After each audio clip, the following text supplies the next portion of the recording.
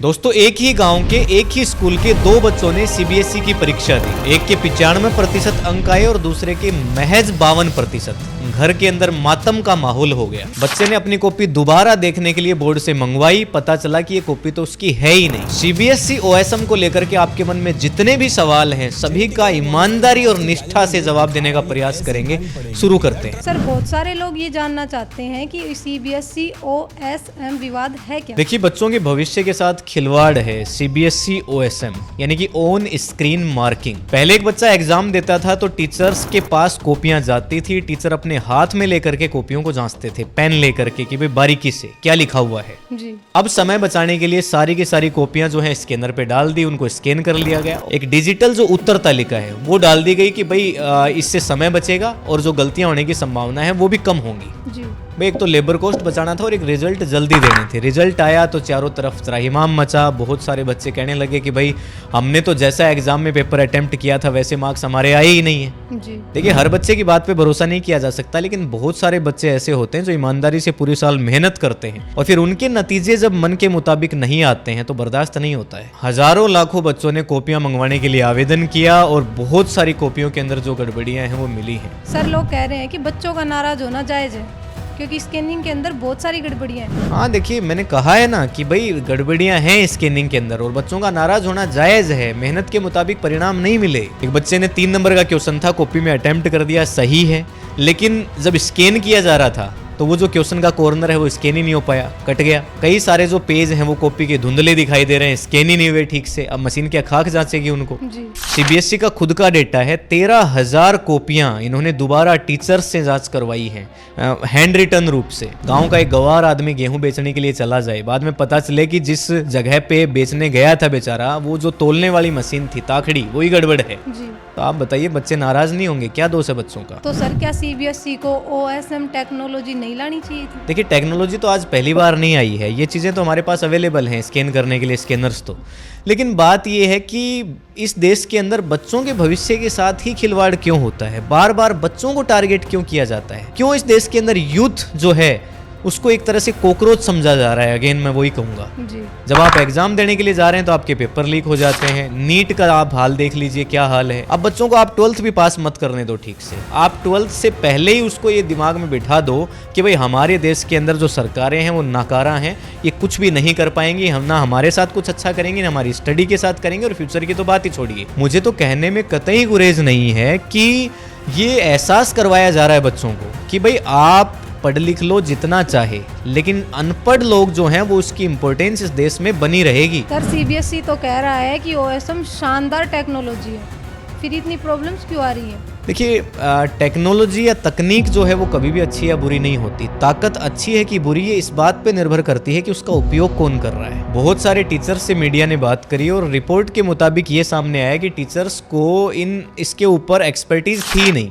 और ना ही टीचर्स को अच्छे से ट्रेंड किया गया कि भाई स्कैनिंग करनी कैसे है आपको। जी। टीचर्स ने जो चीज़ें सामने रखी हैं कि पहली बात तो जी हमें ट्रेनिंग नहीं दी गई ठीक से। दूसरी बात, इनका सिस्टम जो है वो कभी कभार कोलैप्स हो जाता था। तीसरी चीज, लॉगिन और सर्वर के अंदर हमें समस्या आ रही थी, सॉफ्टवेयर हमारे समझ में नहीं आ रहा था, और ऊपर से सीबीएसई का दबाव था कि भाई फटाफट निपटाओ।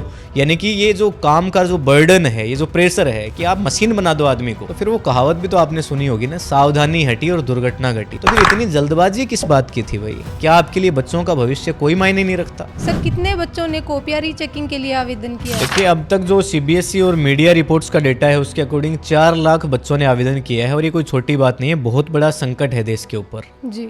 ये सीधा बच्चों को एजुकेशन सिस्टम के ऊपर से भरोसा उठने वाली बात है। कम से कम एक बच्चे को इस बात का भरोसा होना चाहिए कि भाई मेरी जो कॉपी है वो निष्पक्ष जांच होकर के आएगी, पर वो भरोसा बच्चे को नहीं रहा। जी। 4 लाख में से कितने बच्चों की कॉपियों में गड़बड़ियां निकलेंगी एक अलग बात है, लेकिन 4 लाख बच्चों ने संदेह किया है सिस्टम पे, ये अपने आप में छोटी बात नहीं हो सकती। सर, सीबीएसई इतना बड़ा ऑर्गेनाइजेशन है, क्या किसी ने सीबीएसई को चेतावनी नहीं दी? पूरे अगर देश भर की बात करें तो इनके 22 ऑफिस हैं। सुझाव दिया गया था कि आप हर राज्य के अंदर हर विषय की कॉपियों पे आप इसको चेक करके देखिए।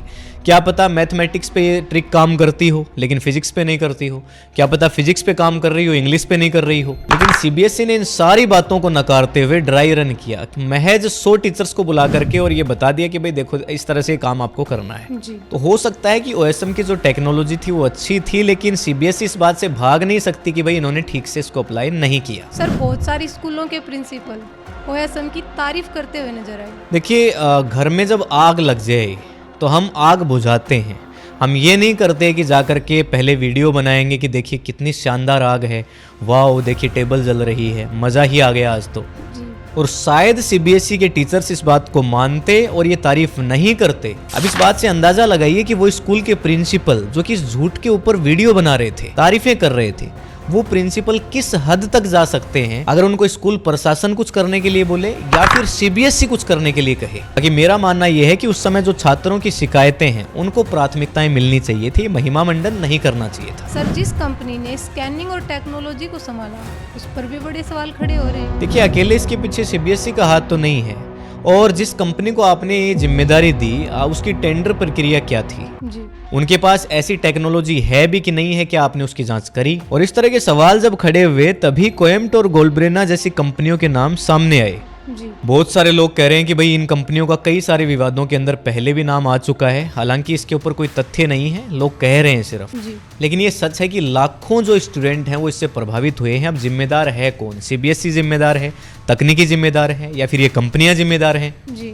या फिर पूरा का पूरा सिस्टम मिलकर के छात्रों का मजाक उड़ा रहा है? सर क्या सीबीएसई और शिक्षा मंत्रालय ने इसकी जिम्मेदारी ली? क्या उन्होंने अपनी गलती स्वीकार कर ली है? देखिए यही तो सबसे बड़ी विडंबना है कि अनपढ़ लोगों को पता ही नहीं है कि शिक्षा का महत्व क्या है, और सरकार अनपढ़ लोग चला रहे हैं। जी। न तो सीबीएसई ये कह रहा है कि हमारी गलती है, ना ही सीबीएसई ये मानने को तैयार है कि हमारी गलती नहीं है, यानी कि उनके पास कोई स्पष्टीकरण नहीं है। जी। सीबीएसई और शिक्षा मंत्री धर्मेंद्र कुमार दोनों ही मान रहे हैं कि बहुत सारी शिकायतें आई हैं, हम इसकी जांच करेंगे। और भारत के अंदर जांच होती हैं, आपको भी पता है, और कितने लंबे समय तक होती हैं ये भी सब जानते हैं। अब ये कह रहे हैं जी हम सुधार करेंगे, तो पहले जब अप्लाई करना था तो आप लोग कहाँ गए थे? उसी समय सुधार लेते कि ये दिन आपको नहीं देखना पड़ता। सर अंतिम सवाल, इस पूरे विवाद से देश को क्या सीख लेनी चाहिए? देखिए देश को सीखने के लिए 2-3 बातें हैं। पहली चीज़ तो ये सीखें कि तकनीकी जो है वो न तो कोई भगवान है न कोई मैजिक है, जादू नहीं है कि जी आप लगा देंगे और वो चीज़ें अपने आप हो जाएंगी। उसका प्रशिक्षण अच्छे से दिया जाना बहुत ज़रूरी है, किसी भी फील्ड में आप तकनीकी को यूज करिए। जी। दूसरी सबसे बड़ी चीज़ सीखनी चाहिए और जो बहुत महत्वपूर्ण है कि छात्रों का जो भविष्य है, उनका जीवन है, उनका कैरियर है, ये आपकी प्रयोगशाला नहीं है। आपको अगर प्रयोग करने हैं तो खुद के ऊपर कीजिए, इन छात्रों को बख्श दीजिए। जी। तीसरी चीज़, हमारे देश में जब भी अच्छी चीज़ें होती हैं तो उसका श्रेय लेने के लिए बहुत सारे लोग आते हैं, बड़े बड़े होल्डिंग्स लगवाते हैं, बड़े बड़े अपने फोटो लगवाते हैं, महिमा मंडन करते हैं। जब इस तरह की चीज़ें हों तो देश में जिम्मेदारी लेने के लिए संबंधित विभाग के अधिकारियों को आगे आना चाहिए, संबंधित पॉलिटिशियंस को आगे आना चाहिए, और हो सके तो अपने इस्तीफे सौंप देने चाहिए। तो सर होप करती हूँ कि ऑडियंस को हमारा कन्वर्जेशन पसंद आया होगा। बिल्कुल, देखिए मैं भी ऐसी ही उम्मीद रखता हूं, और अगर ऑडियंस की राय मेरे से अलग है तो नीचे कमेंट सेक्शन में लिख करके ज़रूर बताएं। अगर वो मुझसे सहमत हैं तो भी कमेंट सेक्शन में ज़रूर लिखें। ये कमेंट सेक्शन आपका है, और आप जब तक नहीं बताएंगे चीज़ें, हम सुधार नहीं कर पाएंगे हमारी चीज़ों के अंदर। बाकी आज के इस वीडियो के अंदर इतना ही, मिलेंगे आपसे जल्द ही किसी एक और वीडियो में। तब तक के लिए जय हिंद, जय भारत।